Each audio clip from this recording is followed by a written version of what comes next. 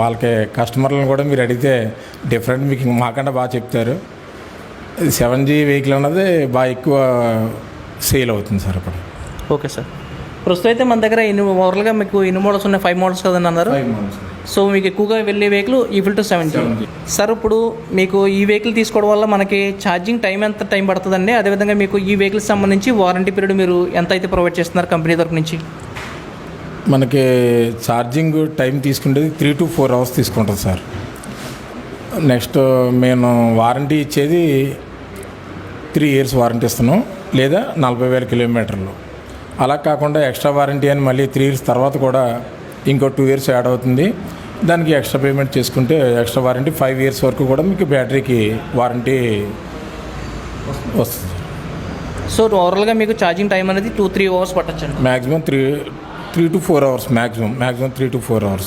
అంటే మొత్తం 0 నుంచి చెప్తున్నాను నేను. మీరు మామూలుగా వెహికల్ రన్నింగ్లో ఉన్నప్పుడు మొత్తం టోటల్ అంతా తిరగరు. 20-30 kilometers ఉన్నదన్నది 2-3 points ఆల్రెడీ దాంట్లో ఉంటుంది కాబట్టి మ్యాక్సిమం 3 hours పెట్టుకుంటే మీకు సరిపోతుంది.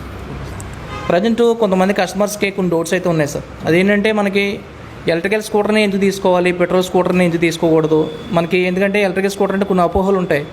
యూనిట్స్ ధర ఎక్కువ ఉంటుంది కాబట్టి మీకు ఎక్కువ యూనిట్స్ అయితే ఇది ఛార్జింగ్ తీసుకుంటుంది కాబట్టి కొంచెం ఎక్కువ అయితే బర్డెన్ అవుతుందేమో, ఎక్స్పెన్సివ్ అవుతుందేమో చెప్పి కొన్ని డౌట్స్ అయితే ఉంటాయి. ఇది మీకు ఎన్ని యూనిట్స్ మీకు పవర్ అనేది తీసుకుంటుందండి ఈ వెహికల్స్? ఫుల్ ఛార్జింగ్ అవ్వడానికి 2 నుంచి 3 యూనిట్లు తీసుకుంటాం సార్. పల్లెటూరులో యూనిట్ 3 రూపాయలు ఉంది, టౌన్లో అయితే 5 rupees ఉంది.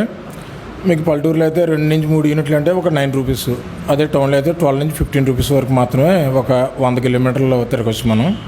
అదే మీరు పెట్రోల్ వెహికల్ అయితే 100 rupees పైనే ఉంది. మీరు 107 రూపాయలు ఎంత ఉందో ప్రజెంట్ 107 రూపాయలు తీసుకుని ఒక వెస్పా వెహికల్ మీరు జర్నీ చేయాలంటే ఒక 30 kilometers మాత్రమే జర్నీ చేయగలుగుతుంది. అదే 100 kilometers తిరగాలంటే 300 పెట్టుకుని కొట్టించుకోవాల్సి వస్తుంది పెట్రోల్. అదే మనది ఒక 12 రూపాయలతోటి 300 kilometers వరకు కూడా మీరు హ్యాపీగా ఇద్దరు జర్నీ చేయొచ్చు సార్.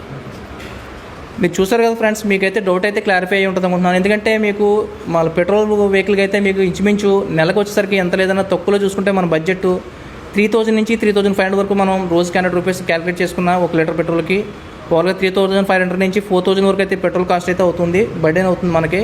సో ఎలక్ట్రికల్ వెహికల్లో మీకున్న అడ్వాంటేజ్ ఏంటంటే పర్ డే మీకు 2 యూనిట్స్ అయితే ఖర్చు అయితే అవుతుంది సార్ అని చెప్తున్నారు. సో 10 rupees వరకు మీకు ఖర్చు అవుతుంది. ఎంత లేదన్నా మంత్లీ వచ్చేసరికి మీకు 300 నుంచి 400 rupees వరకు మీకు ఖర్చు అయితే అవుతుంది. చాలా తక్కువ అని